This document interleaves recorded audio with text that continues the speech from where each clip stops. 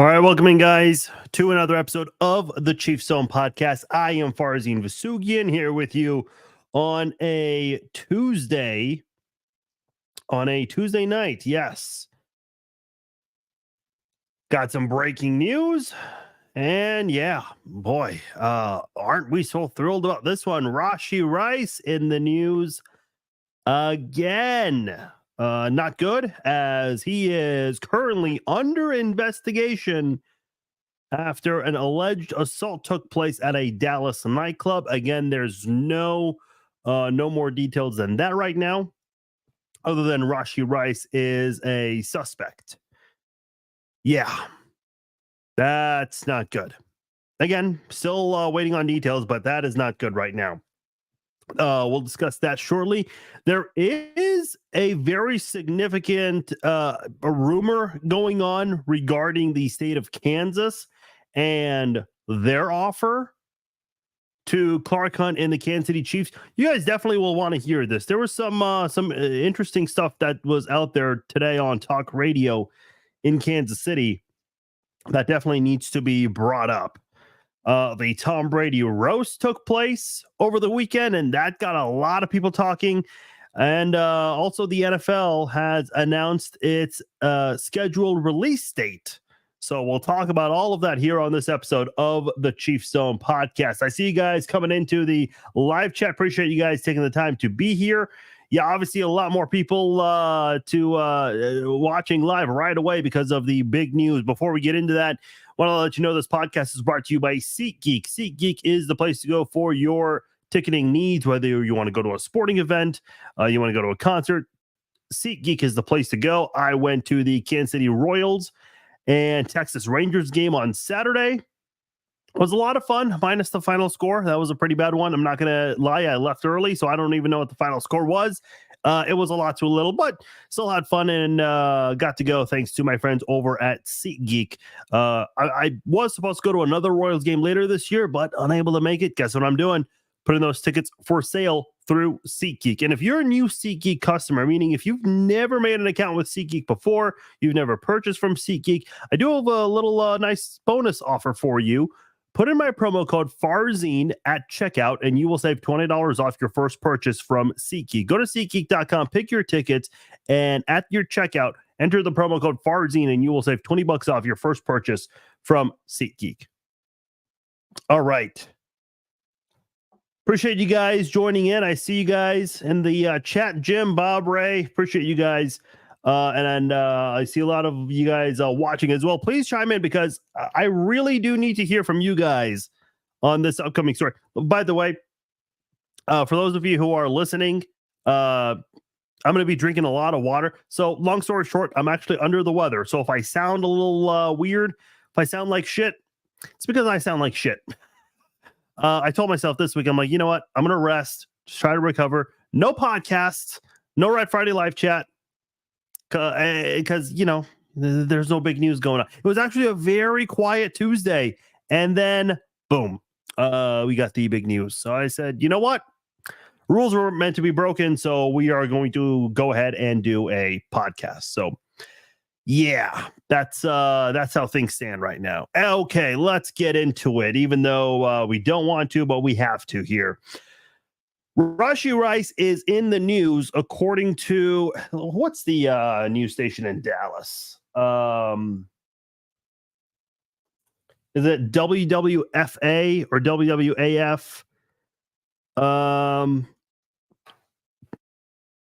Excuse me. Yeah, I'm not sure what the exact name of the TV station is, but it's the same station that's been all over the Rashee Rice news over the past few weeks. WFAA. Okay, I was thinking WWF, like what it used to be called before they changed to WWE. Anyway, WFAA is kind of all over the story. They're reporting that a photographer at a Dallas nightclub called Lit Kitchen, it would be called Lit Kitchen, he was assaulted allegedly.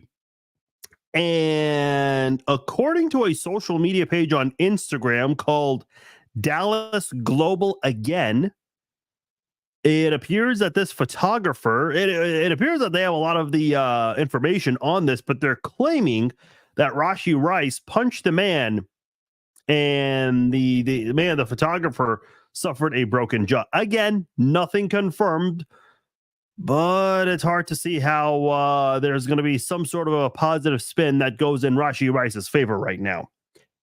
The only way this can go his way is that there's proof that this was done in self-defense and that the photographer was being the agitator or something. I don't know. Okay, I'm seeing a lot of reactions to this on social media today. Should Rice even be at a nightclub right now, given that he's facing 8 charges? I'm seeing a lot of people say that right now. Listen, even though the guy's in trouble and might be forking over a lot of money soon, I don't think this is a situation where, you don't put your life on shutdown mode, except if all of these rumors are true about what happened. There might be a discussion had that, look, you gotta stay home unless you're showing up for OTAs or whatever. Because I don't even know at this point, like, how do you combat this? Because the Chiefs do have a Rashee Rice situation on their hands right now, a very serious one, and I don't even know if there's any way of trying to fix this at the moment. But let me back up here, because I think it's important to note that we don't have all the information on this. But I am going to pose this question right here. Who was he hanging out with? Who was Rice hanging out with when this was going on? Oh, by the way, one important thing I left out, according to a police report, cops were called to Lit Kitchen. Yes, for those of you joining late, that is the name of the nightclub where this all allegedly went down. Lit Kitchen. At 2:30 a.m. on a Monday. Yeah, listen, man, good things don't usually happen that late at night, or I guess in the morning, especially at a nightclub of all places. Just doesn't. But anyway, Rice, who was he hanging out with? That's what I want to know. Because if it was the same group involved in the car crash, you got to start picking better friends.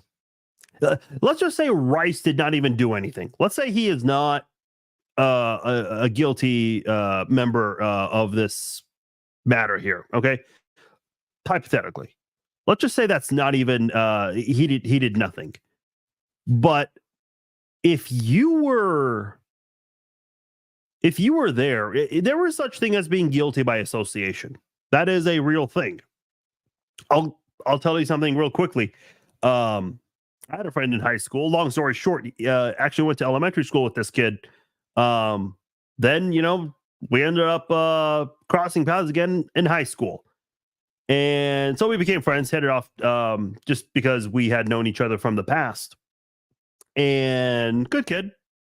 We had a lot of things in common. A lot of similar interests and whatnot. Of course, that's who you're usually friends with in high school, college. But he got into a lot of trouble over the years, and legal trouble. Not like the principal's office type of trouble. We're talking PD type of trouble. And I kind of just realized, like, even though I have not been to wherever he's been when he's gotten in trouble. If I keep hanging out with this guy, I'm going to get in trouble too one day. Even if I do nothing, just being around him is going to get me in trouble. Maybe something bad could happen to me, even though I might not have done anything wrong. So what did I do? I cut this person off.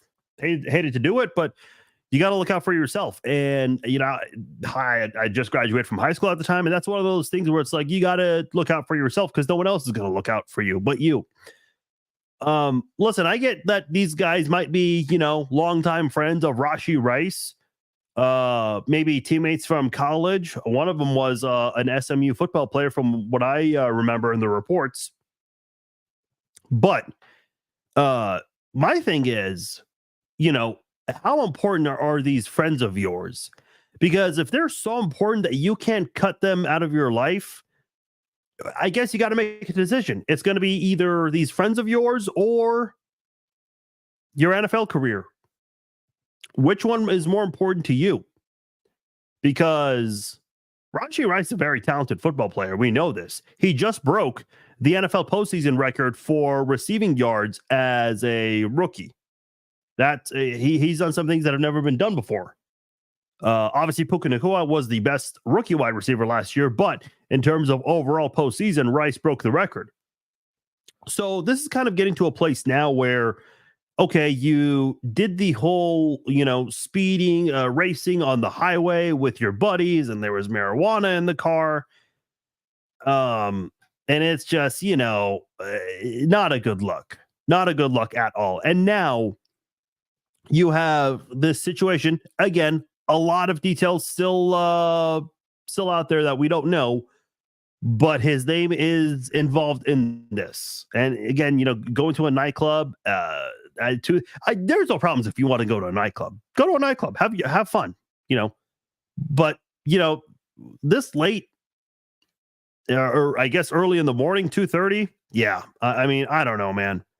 It's just listen, did I do these things in college? Yeah, I went out and about in downtown Lawrence, Smash Street. You guys all know that area if you're in the state of Kansas. Yeah, I had my night out, had fun, all that good stuff. Definitely stayed out of trouble. There might have been a couple nights where I was out past midnight. I mean, there are a lot of college kids who do that kind of thing. With that said, I think if you're an NFL player, you have to start thinking about your responsibilities and what's important here. Again, the whole 8 felony charges, your life should not be shut down because of that. But if all of these rumors are true about what happened at this nightclub, Lit Kitchen is the name of it, which I cannot say with a straight face. My question is, what do you expect the team to do with you? Because a lot of people are already comparing this to Kareem Hunt. Kareem Hunt was a phenomenal running back, probably the best running back at the time, not named Todd Gurley. And the Chiefs, there were 2 incidents that we knew about publicly. There was a third one. Technically, that third one happened first, but we learned about it after Kareem Hunt was cut. The Chiefs claim they knew about it. Not really sure if I believe that. But Kareem Hunt, when the video surfaced of that incident, he was let go. Now, a lot of people are saying that he was let go because he lied. I believe that he lied, but I don't believe that is the sole reason why the Chiefs let him go. I think there were some things in that footage that definitely concerned the Chiefs and concerned a lot of people. And he certainly made no excuse about it in his ESPN interview a couple days later. But neither here nor there. The point is, you already have this car accident that, was a pretty bad look. Racing on the highway, fleeing the scene. You had marijuana in the car. He left his playbook in the car and walked away. You cannot leave an NFL playbook just out there for anyone to take, especially nowadays with these smartphones right here. Just a few pictures, and there could be someone out there with the Kansas City Chiefs playbook on their iPhone. That is not something that surprisingly Andy Reid was never asked about it. But there's no doubt in my mind that they were pissed about that. By the way, I'm also seeing a lot of people say he needs to stay away from Dallas. Why? What is that going to do? Like, okay, I get it. He has probably far more friends in Dallas than he does anywhere else. But there are nightclubs in Las Vegas. There are nightclubs in Kansas City. There are nightclubs in Cleveland, Ohio. There are nightclubs in Phoenix, Arizona. He's not going to stop doing the things that athletes normally do. Obviously, people like Mahomes and Kelsey, they can't go to like a typical nightclub. They're just going to get mauled by a crowd wherever they go. But if you're someone like Rashee Rice, Trent McDuffie, George Karlaftis, people who are famous but not that famous, yeah, you can kind of do normal people type of activities, if you will. So he's going to probably do the same things in Kansas City or wherever, because I'm already seeing that out there. People were saying the same thing about Kareem Hunt. Oh, he should stay away from Ohio. I'm like, why? One of the instances where he got in trouble was in Kansas City. So I don't really know if it matters where you are or where you're told not to go. The problem is his actions, the things that he is doing. And by the way, I see some people in the chat talking about his age. And I'm not seeing anyone defending it. I just want to be clear as I'm skimming through and talking at the same time. But I am seeing some people out there, like when the car crash happened, people are saying, "Oh, he's young. He has a lot of money. You know, you never know what you would do in that situation." It's like, wait a minute. There are a lot of 21, 22, 23-year-olds in the NFL, and we're not seeing this happen on a consistent basis. There are a lot of big name college football players who are set to be first round draft picks, but you're not seeing all of them get into trouble. So when one person gets in trouble, for whatever reason, people come out and they start to defend this person and bring up age. And I was listening on Pat McAfee show and they brought up Rashee Rice a few weeks ago, and Tony said that if I was 24 years old and made millions of dollars and came off Super Bowl win, I'd be doing stupid shit too. Why would you feel the need to do stupid shit? Just because you have lots of money at a young age? I get it. Having a lot of money at that age is a very surreal thing, especially when you hear a lot of these NFL players and their backstories. They come from very, very little. So it is a, 0 to 100 type of lifestyle change. I get that.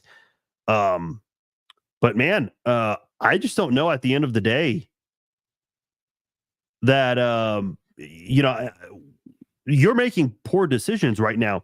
Patrick says, I've heard from one person that Farzine was in the Lambo. Yeah, you got me. I was definitely in the Lambo. By the way, if you've ever been in a sports car, one of the most uncomfortable situation, especially if you're as tall as I am, but neither here nor there. Okay, here's my question to all of you guys. Just a simple yes or no, and there's no wrong answer here. I just want your guys' prediction. Do you guys think Rashee Rice has played his final snap as a Chief?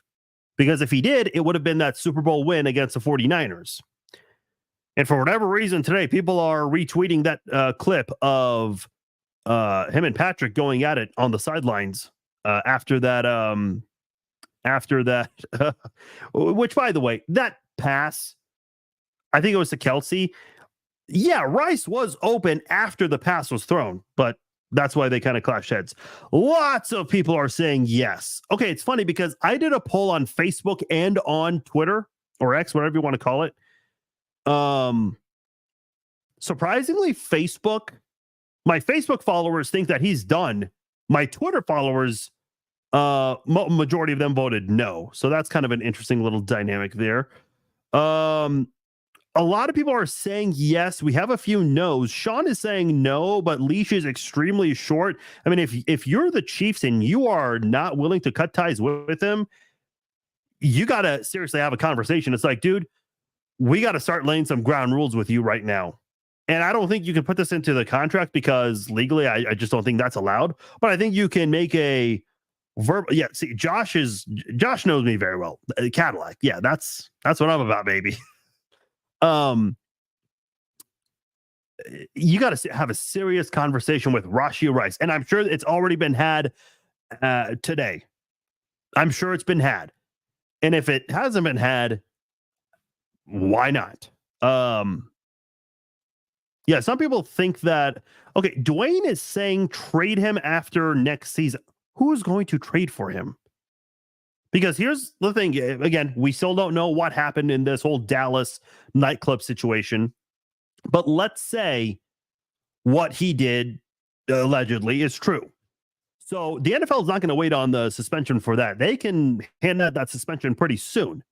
The car crash situation, there are multiple lawsuits he's involved in right now, and that might take a while. And Roger Goodell did say that they will wait on suspending him for that, and that all of this could take more than a year. It might be around this time next year where that all finally gets cleared up. So I just don't know ultimately. You have a suspension that's looming next year, and now you have one that's coming up possibly this year, which again begs the question from me. And I already asked you guys, and a lot of you guys almost unanimously said yes. What's going to happen to him? Is he going to be a Kansas City Chief this upcoming season? Sandra says they need a 3-strike policy. I think it depends on the incidents. Racing on a highway, I mean, that's a pretty big strike right there. And when you're dealing with all of the shit that's going on with all of this, I mean, how do you... The second strike is just, it's hard to even look at that and say, okay, we'll give you one more chance. A lot of people were saying, let's give him one more chance. And so far, it's not looking too good for him. Hey, give me like less than 30 seconds. I'll be right back.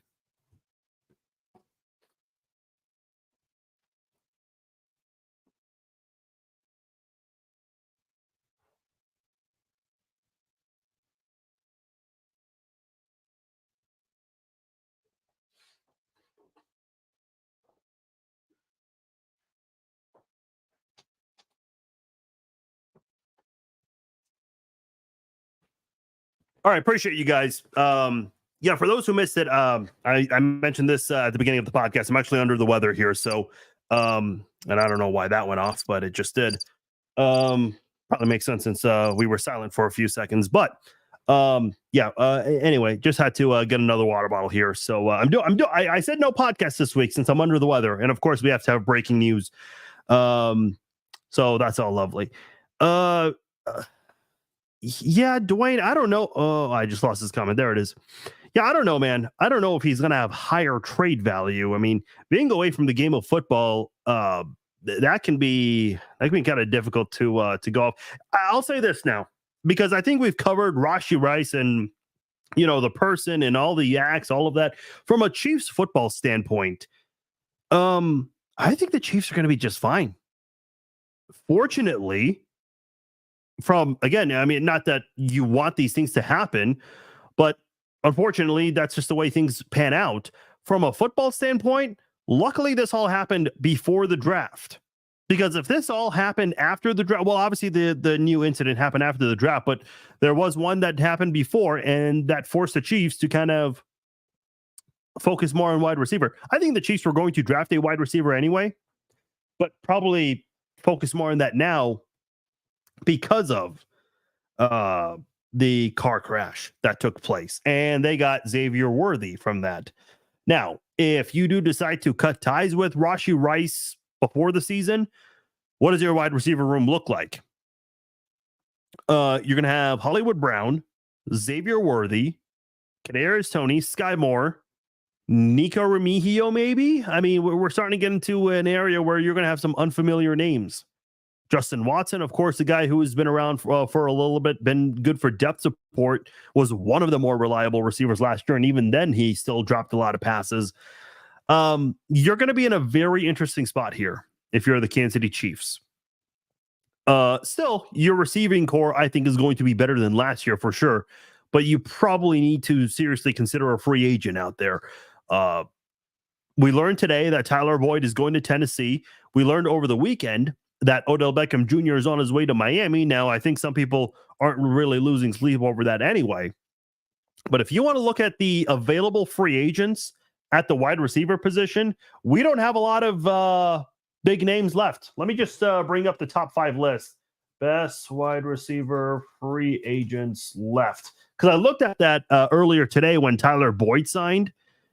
And now that this whole Rashee Rice situation is going on, because I don't. As soon as the Chiefs drafted Worthy, there was no chance of Boyd coming to Kansas City. No way. Boyd is a good wide receiver that should be starting elsewhere, and he's going to have that opportunity in Tennessee. So here are, according to sharpfootballanalysis.com, the top 5 wide receivers. Get ready, because there are some familiar names here. Michael Thomas, longtime Saint. Hunter Renfrow, former Raider. Zay Jones. Number 4 is Mecole Hardman. And number 5 is Marquez Valdes-Scantling. Yes, 2 Chiefs are on this list of best available wide receivers right now in free agency. Behind MVS is Corey Davis. And there's also Julio Jones.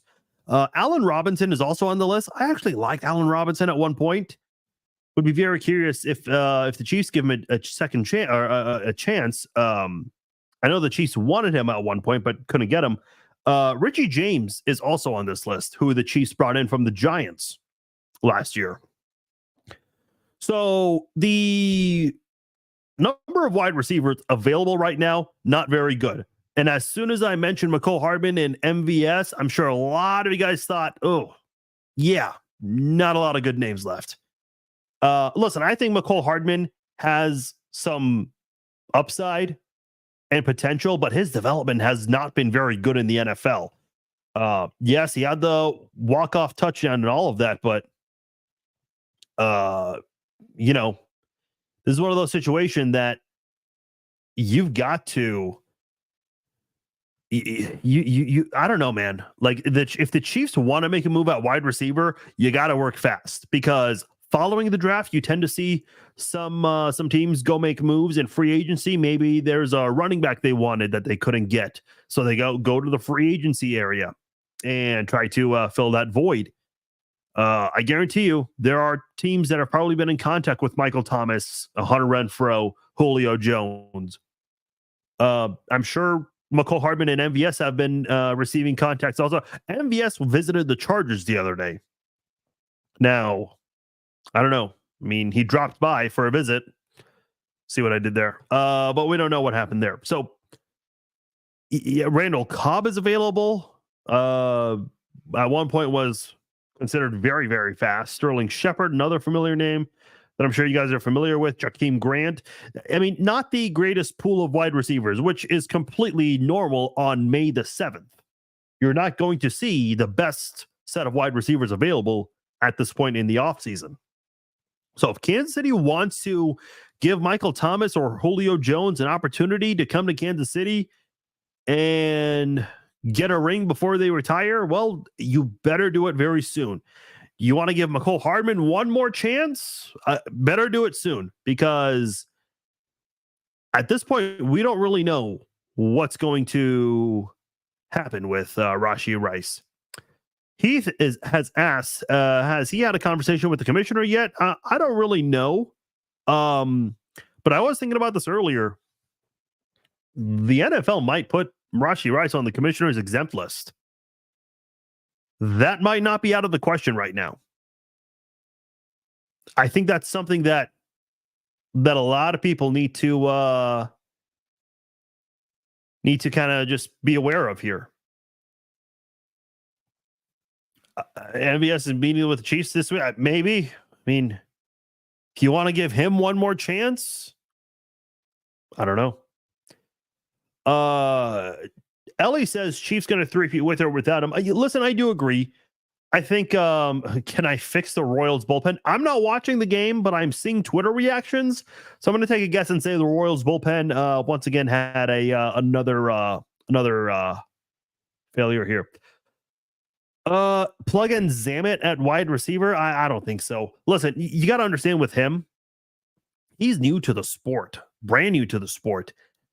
The whole running routes thing in the NFL is going to be a big challenge for him. I think he's going to have an easier time as a running back than a wide receiver, because I don't think they're going to put him in a situation where he's going to be running, any crazy routes. They're going to give him the most simplistic routes to run. Not saying he can't ever do it. I think over time he may, if he ends up having a lengthy career, but it's just hard to do that right away. Yeah, I've always liked Hunter Renfrow, Trey. I really do. I think the Raiders had a great group of pass catchers in 2022 and 2021, but they just did not have the right guy throwing the football to them. Yeah, a lot of people have a lot of opinions on this. Yeah, listen, I don't know what's going to happen. The Chiefs might do something tomorrow. They might wait on this. I said this when the car crash happened, but I'll say it again. If you're Andy Reid, Brett Veach, and Clark Hunt, I think you need to have a very serious discussion with the football team. Rookie minicamp just ended. Training camp is going to, or I'm sorry, not training camp. OTAs will start later this month. The very first thing that needs to be discussed with this team, stay out of trouble. I mean, you cannot say this in a nurturing manner. They've got to be very stern about this because, from Britt Reed, Tyreek Hill, and, I know he was never guilty or found guilty of anything, but the fact that he kept finding himself in really bad situations was never good. Because PR does matter nowadays than it did 15, 20 years ago. Britt Reed, of course, that was a huge one. I mean, there have been a lot of unfortunate incidents involving Kansas City Chiefs players. Willie Gay, Frank Clark. Some of these aren't like a massive deal. Like Frank Clark had an Uzi in California twice. I don't know, man. I mean, listen, have whatever opinion you want about that. It's not like he was using it, but rules are rules. And you got to follow them, whether you like them or not. The problem is these incidents continue to add up. And you just kind of wonder as an organization, what are the Chiefs doing incorrectly that this keeps happening? Because when the coach's son does something that he shouldn't do, I just kind of wonder, like, do the Chiefs really do have do the team, when I say the Chiefs, I'm talking about the front office. Do they really have their attention whenever they talk about not getting into trouble? And listen, in the grand scheme of things, yeah, I mean, this is a Chiefs team that's on the verge of trying to three-peat here. This should be, good times. But unfortunately, we've had a lot of negative instances, and I'm not just during this potential three-peat, even in the last couple of years before that, in 2021, 2020, 2019, and 2018. I mean, this has been the best 6-year stretch in all of our lifetimes when it comes to Chiefs football. So I'm just not sure ultimately what are the Chiefs planning to do in trying to make sure this doesn't happen again. Smith is asking, did Rice have character issues before we drafted him? So there was one scout that said that he did have some character problems. Listen, I remember DK Metcalf had character problems, but and I think that's one reason why the Chiefs went with Mecole Hardman over DK Metcalf. But what do a lot of people do? They criticize Brett Veach for picking Hardman over Metcalf.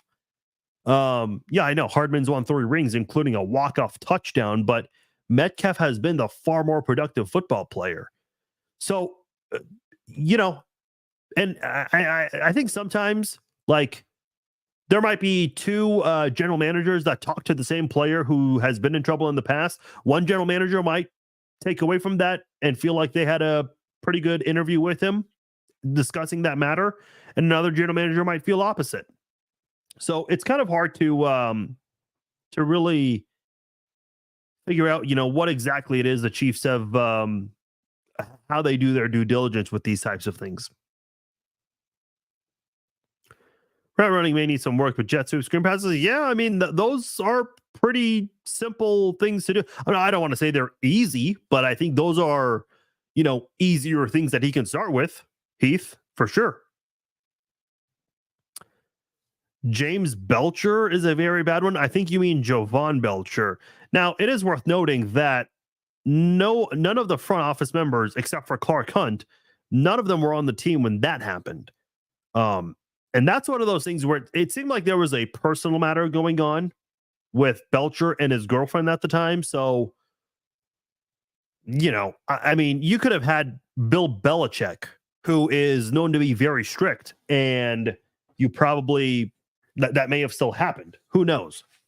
It's hard to say. Yeah, listen, I think ultimately the Chiefs, fortunately, from a football standpoint, they do have themselves kind of set up where if they have to cut ties with them, they can do it. If they didn't draft Xavier Worthy, I'd be a little concerned. I think Xavier Worthy, there's a little bit more pressure on him to step up now because Rice might be gone for a few games. He might be gone for good. Might be gone for good in Kansas City, maybe for good in the NFL. And if you want a football career of any kind, might be in the XFL or USFL, whatever they call it now.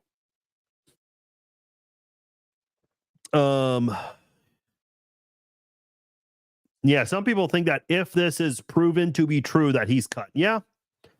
I'd be worried about that. I would be worried about that for sure.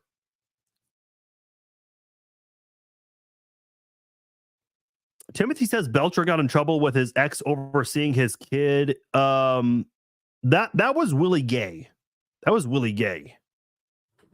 Yeah, the vacuum incident was Willie Gay, not Jovan Belcher. I don't think anyone ever found out what happened with Jovan Belcher. And listen, that's a personal matter, so we're not going to get into that. But my point is, there have been so many incidents with the Chiefs over the years that I kind of wonder, like, do the Chiefs have a grasp, or are they like addressing this in a serious manner when they tell their players, hey, don't get into trouble? Just something to think about there. A couple things I want to get to before we wrap up tonight. So the state of Kansas, they are apparently making a very strong push to bring in the Kansas City Chiefs. So Dave Trabert, who is the CEO of Kansas Policy and Institute, was on KCMO radio Tuesday morning, and he said that Laura Kelly wants to use a star bond deal, which would allow up to 50% of construction costs to be paid for a potential Chiefs stadium. But Laura Kelly actually wants to change that to 100%. Now, Trabert did admit that this is speculation, but stands very firm on the idea that this is what Laura Kelly wants to do. So basically, she wants the state of Kansas to build a stadium for Clark Hunt, pay for all of it, and then give it to him for free. Give him 100% ownership of this. If this is true, Clark Hunt probably wet himself the moment he heard this. I mean, what NFL owner gets to own 100% of a stadium and not pay a single cent for it? This, again, this is not confirmed, but Dave Trabert, CEO of Kansas Policy Institute, he is very firm on the idea that this is what Laura Kelly wants. And I'm just going to say right now, if that's Kansas' offer, Missouri is in trouble. I know for a fact Mayor Quinton Lucas does not want to lose the Chiefs. He actually said on social media a couple of years ago that the Chiefs would never leave Missouri. And with Kansas right now being aggressive in all of this, Mayor Quinton Lucas and Missouri Governor Mike Parson, if there was ever a time for a Democrat and a Republican to put their differences aside, listen, they can say, look, we disagree on this upcoming election, presidential election, but damn, I think we can agree on the Kansas City Chiefs and our love for the Chiefs. So what they need to do is get together, huddle up, form a game plan, and come up with an offer that can top what Kansas is supposedly going to offer. Because if this is true, I think the Chiefs are on their way out of Missouri. And listen, I personally do not care. There are a lot of people that really care where the Chiefs go. I do not care as long as they are in the Kansas City area. Now, I know economically this would negatively impact Kansas City, Missouri, but in the grand scheme of things, like, how does the Chiefs leaving Missouri impact you? Maybe you have to drive a little more than usual to get to a Chiefs game. Not the worst. I mean, again, it's still in the Kansas City metro area. Arrowhead is not too far from the Legends, which is where the Chiefs might go to. Here's the big kicker here: sports gambling. Sports gambling.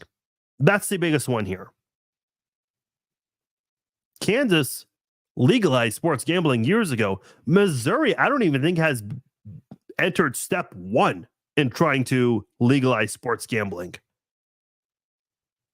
So, to me, if you're Quentin Lucas and Mike Parson, you need to have a very serious meeting and you need to start making some serious moves here. Listen, I still can't get over that campaign from earlier this spring where the Chiefs and the Royals had maybe the weakest campaign. It was basically, going up to an adult in a car and saying, "Hey, I got candy, come in the car." That's what that campaign was. That's how awful and atrocious it was. And they got embarrassed. Clark Hunt was very optimistic that the vote would go in his favor. And it was even brought up in by Nate Taylor that he was very certain that this would not be turned down. And it was not even close. Listen, here's what I'm hearing. There are a lot of rumors out there. Well, I shouldn't say a lot, but from an inside source, let me just put it that way, that Clark Hunt does want to build a casino. And what can you do in the state of Kansas with casinos? You can have a sports book. You can't do that in Missouri. Again, this is not confirmed, but that's just what I've heard. But there are some stadiums that are trying to find a way to add on sports gambling or sports books, I should say, within stadiums where sports gambling is legalized. I don't know how many teams have taken advantage of that. But that is something that's out there. Quentin Lucas couldn't help get the deal done when getting it to Jackson County voters, unfortunately. Well, the problem is he was just siding with them, but he didn't even know if there had been communication between the Royals and the Crossroads business owners.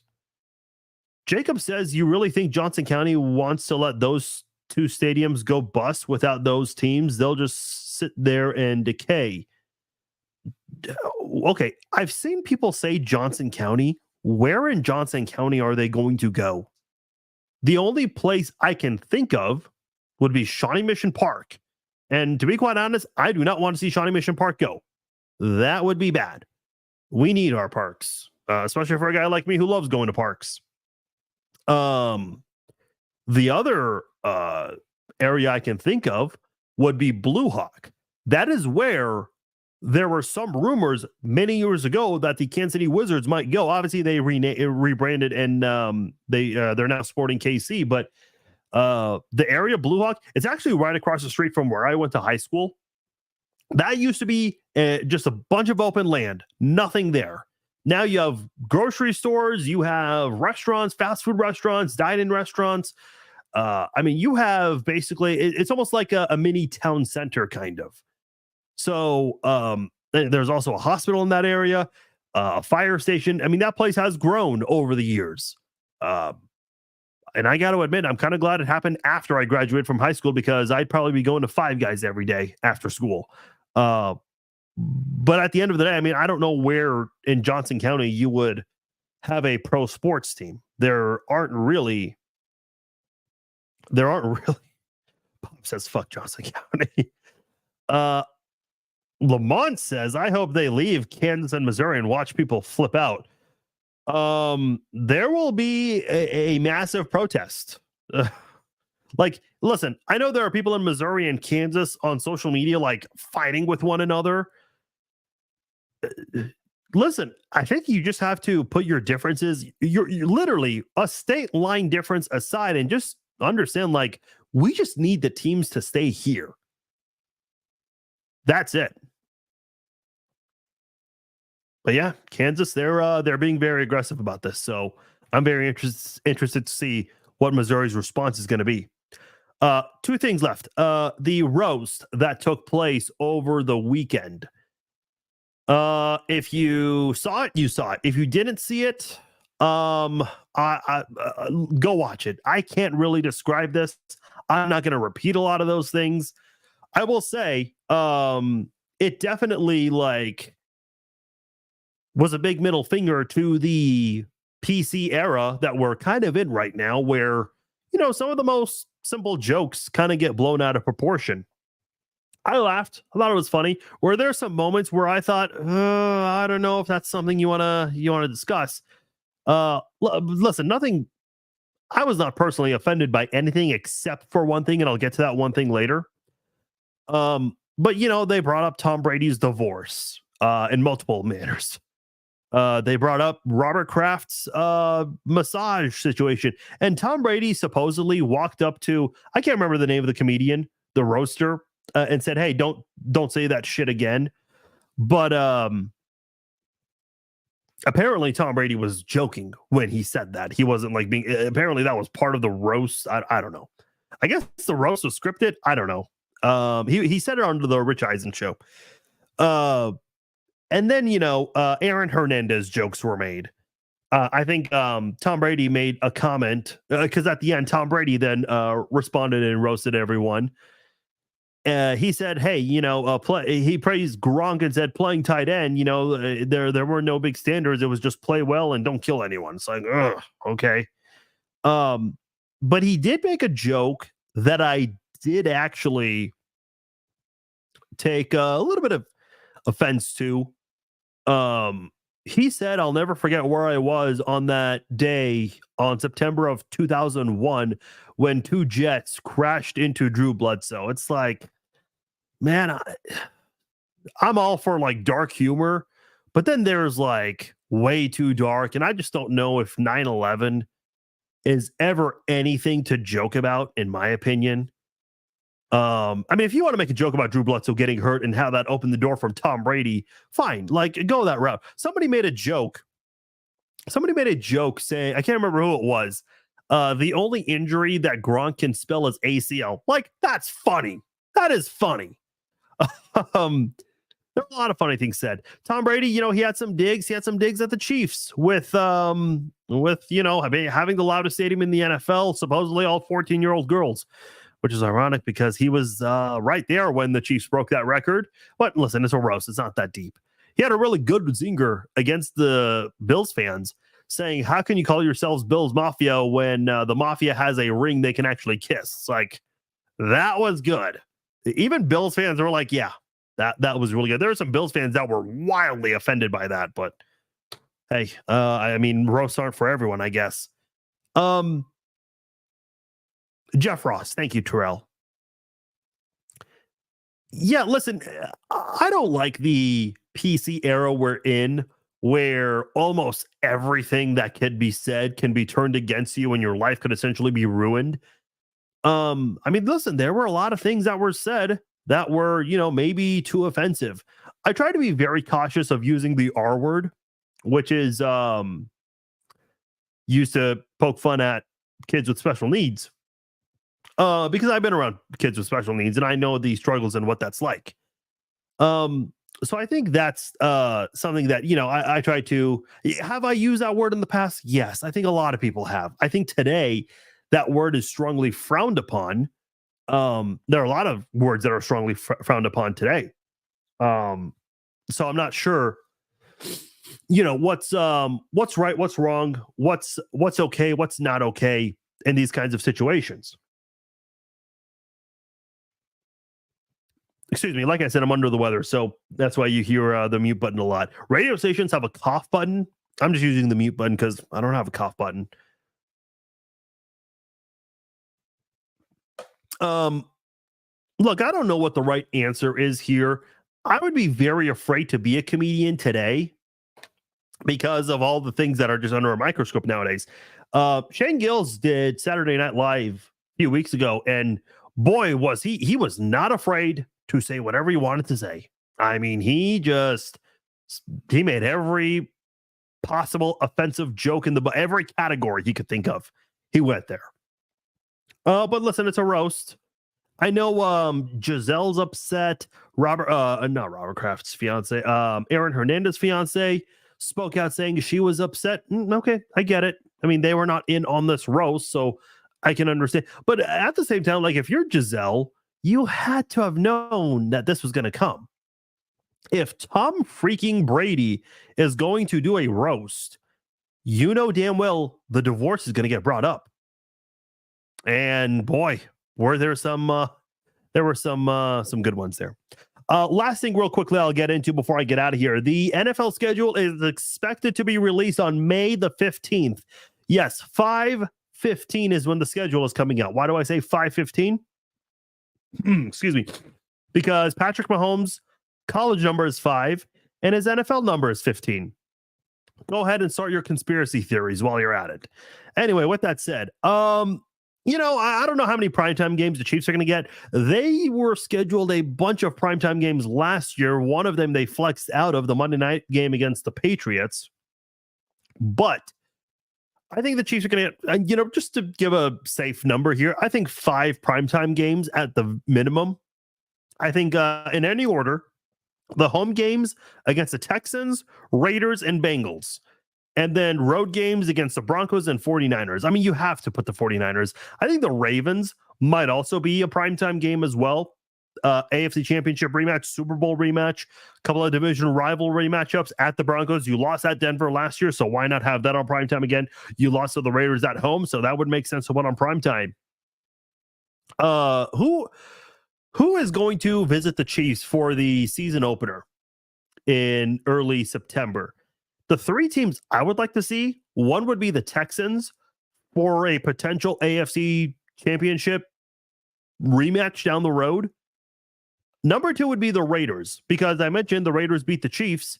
And now Antonio Pierce, he says that the Raiders now have the secret recipe to beat Patrick Mahomes. Okay, you got the secret recipe? Let's see it in week 1.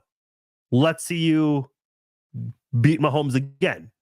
Just be ready for all of the backlash when you don't beat him in week 1. And then the Bengals. I actually think the Bengals, I want the Raiders to be the week 1 game, but I think it should be the Bengals. Obviously, they've got a pretty fierce rivalry going on, a fierce conference rivalry. But not only that, that would be Joe Burrow's first game back from injury. And I think a lot of people are definitely going to tune in to see how Burrow does. Now, with that said, I am willing to bet that none of them will happen, because the NFL knows that the first game will draw ratings, big ratings, no matter what. So they're going to probably put a team like the Bucks on there probably, or another NFC team, kind of like what they did last year. Plus, when you consider the fact that, Taylor Swift is now part of the equation, because last year for the season opener, I don't think Swift and Kelsey were officially together, if you will. So now that they are together, that will be, everyone, part of the NFL pregame show for this first game of the year. Everyone's going to want to see Taylor Swift in attendance for the first game of the season. So I think you're definitely going to see that part of it for this season opener. So they can put whoever they want to put. They know it'll draw big ratings because it's a season opener, and the Swifties are definitely going to tune in. So there you have it. I think there's also a chance the Chiefs will go play the Panthers in Germany. Clark Hunt was very adamant in an interview last year that the Chiefs would go visit Germany again 2 years in a row. So if that's the case, they're probably going to play the Panthers internationally. So those are probably some of the games that'll be broadcast nationally to put out there. So probably 5, 6, maybe 7 scheduled games on primetime. We'll see. All right, that'll do it for this episode of the Chiefs on Podcast. Apologies for all the mutes and everything because I'm under the weather, but had to do this podcast. Could not say no to all the topics going on right now. So definitely wanted to put this out there and talk about the situation. I'm sure There will be more to talk about later in the week as it develops. We'll definitely talk about it on the social media pages. Appreciate all of you guys for joining me for this episode. I'm Farzin Vasugian. I am out. Take care. Peace out.